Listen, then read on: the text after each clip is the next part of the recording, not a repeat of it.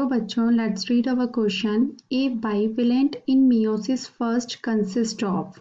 जो meiosis first में bivalent बनता है उसमें क्या होता है?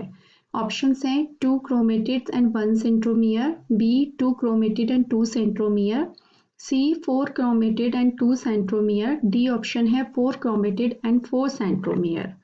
तो हमारा जो की कंसेप्ट हो जाएगा वो क्या हो जाएगा? Cell division. क्या होता है सेल डिवीजन का? जो मियोसिस फेज होता है, मियोसिस में आपके प्रोफेज फेज में 5 फेजेस होती हैं और जो ये प्रोफेज फेज होता है सबसे लॉन्गेस्ट फेज होता है। ठीक है, अब ये जो 5 फेजेस होती हैं वो कौन कौन सी होती हैं? फर्स्ट फेज होती है आपकी लैक्टोटीन, सेकेंड होती है जाइगोटीन, थर्ड फेज होती है पेकाइटीन,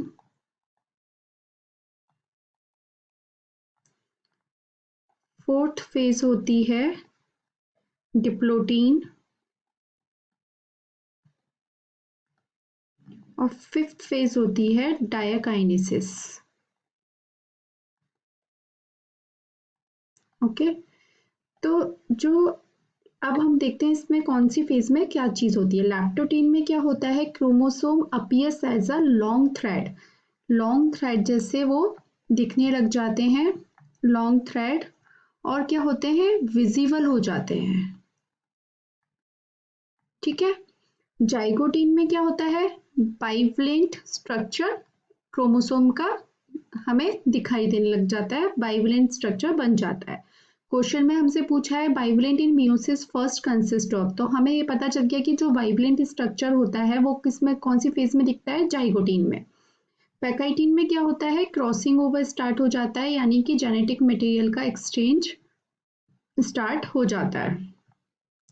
इसके बाद आती है डिप्लोटीन। डिप्लोटीन में क्या होता है? काइस्मेटा या एक्स शेप का जो स्ट्रक्चर होता है वो बन जाता है।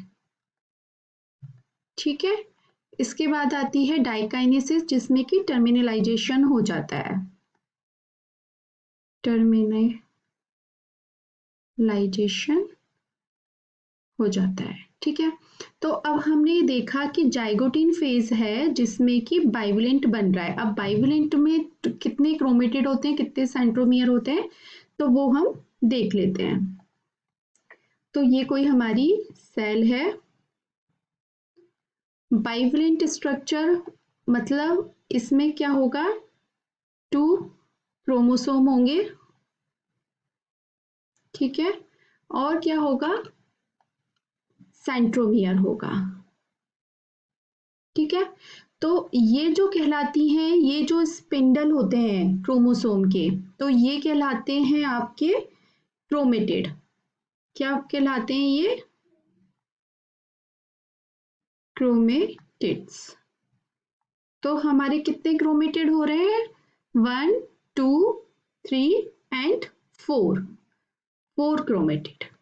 ठीक है, उसके बाद अब ये पूछ रहा है सेंट्रोमियर का। तो centromere is a part of chromosome that attach to the spindle during cell division. तो यहाँ पर ये जो क्रोमोसोम के जो स्पिंडल हैं या क्रोमेटिड जो हैं, जहां ये अटैच हो रहे हैं, इनको क्या बोलते हैं? सेंट्रोमियर। सेंट्रोमियर। तो कितने हैं यहाँ पर हमारे? 2 सेंट्रोमियर। तो हमारा आंसर हमें मिल गया। तो ऑप्शंस देख लेते हैं अब। 2 chromatid and 1 centromere, no. 2 chromatid and 2 centromere, no. 4 chromatid and 2 centromere is right answer. 4 chromatid and 4 centromere, no. तो हमारा जो आंसर बनेगा वो बनेगा ऑप्शन सी। आई होप आपको ये आंसर समझ में आया होगा। Thank you so much, all the best.